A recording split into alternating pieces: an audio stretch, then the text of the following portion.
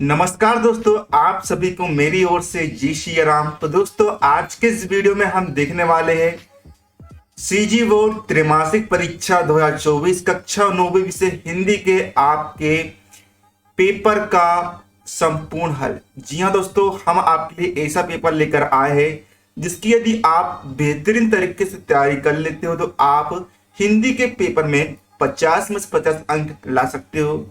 आपको पूरा paper with देखिए यहाँ पर टॉपर की कॉपी के साथ आपको आंसर यहाँ पर दी जाने वाला है। तो आइए वीडियो को हम बिना किसी देरी के यहाँ पर शुरू कर लेते हैं। तो देखिए दोस्तों, आपको इसे सोल्व करने के लिए यहाँ पर 2 घंटे का समय दिया जाने वाला है। पूर्णांक इसका रहने वाला है 50 अंक। तो आइए सबसे पहले हम देखते हैं यहाँ पर आपको सही विकल्प चुनकर उत्तर को लिखना है। पहला क्वेश्चन है दोस्तों हमारा, गया को लेखक ने फल खिलाया। तो ऑप्शन ए है अमरूद, ऑप्शन बी है केला का, ऑप्शन सी है अंगूर, ऑप्शन दा है सेब। देखिए आपको मैं पूरे क्वेश्चन यहाँ पर पहले बता दे रहा हूँ, फिर इसके आंसर भी मैं आपको बारी बारी से पूरे दिखा दूंगा एक तरफ से।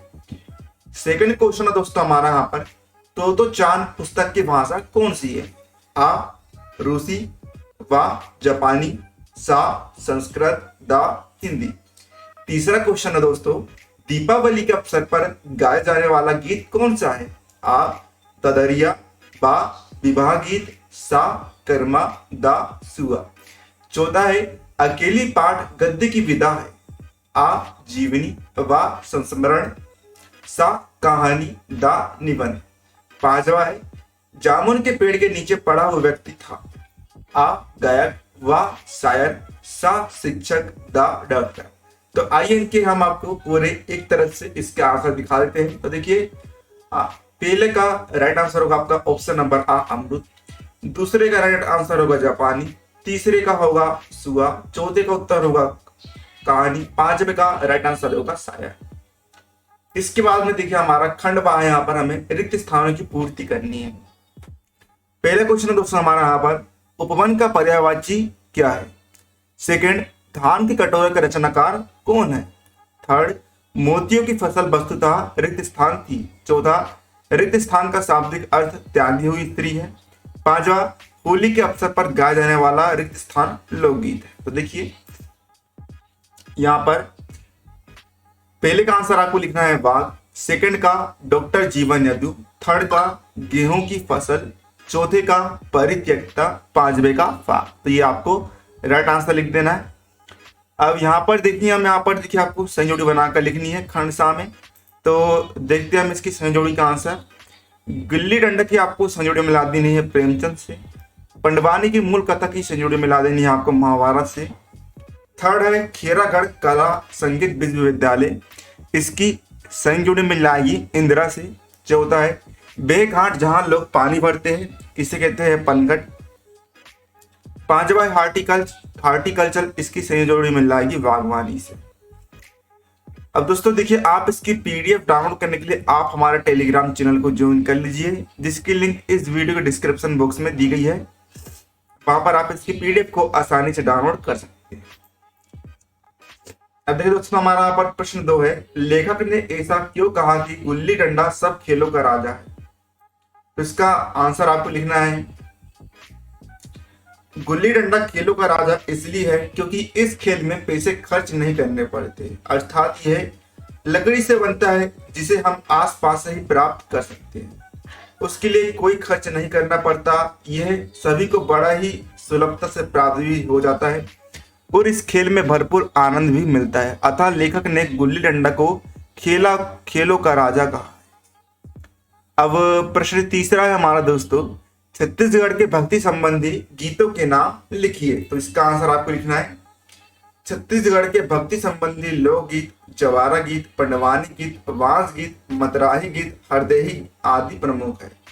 तो इस तरह देखिए आप सारे यहाँ पर लोकगीत भी लिख सकते हैं। तो यहाँ पर आपको लिख देना है, पूरा आंसर आपको यहाँ पर दिया है। प्रश्न चौथा है, राजेंद्र शाह कैसा राजा था? तो इसका आंसर होगा, राजेंद्र शाह संगीत और कला प्रेमी थे, कलाकारों विद्वानों तथा प्रजा का आदर करते थे।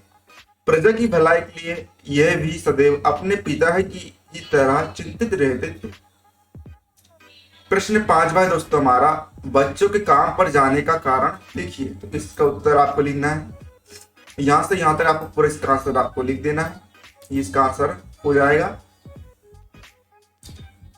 अब प्रश्न 6 है, फॉरेस्ट विभाग को पेड़ काटने से क्यों रोक दिया गया था? तो इसका आंसर होगा, फॉरेस्ट विभाग को पेड़ काटने से इसलिए रोका गया क्योंकि वह पेड़ अमेरिका के प्रधानमंत्री ने वर्षों पहले लगाया था, अतः वे पूर्ण सरकारी नहीं माना गया। प्रश्न 7 दोस्तों, खेड़ागढ़ विश्वविद्यालय की स्थापना किसने और क्यों की थी? तो इसका आंसर आपको लिख देना है, खेड़ागढ़ के राजा वीरेंद्र सिंह ने एवं रानी पद्मावती देवी की कीर्ति कौमुदी सदैव मुस्कुराती रहेगी, जिन्होंने अपने दिवंगत पुत्री राजकुमारी इंदिरा की स्मृति में संपूर्ण राजभवन का उदारता पूर्वक दान करके इस विश्वविद्यालय की स्थापना की। अब देखिए 8वां क्वेश्चन दोस्तों हमारा, यहाँ पर हमें मुहावरों का अर्थ लिखकर वाक्य में प्रयोग करना है। पहला है गला छुड़ाना, सेकंड है तार ठोकना, थर्ड है कचूमर निकालना।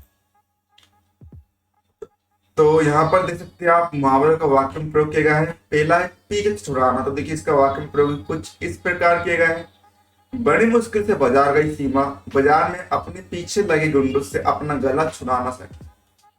सेकंड है तार ठोकना, इस मुहावरे का अर्थ क्या होता है, किसी बात का समर्थन या प्रशंसा करने के लिए ताली बजाना। तो उसका उत्तर आप लिखेंगे, सभा में भाषण देते समय नेता ने लोगों को तार ठोकने के लिए कहा।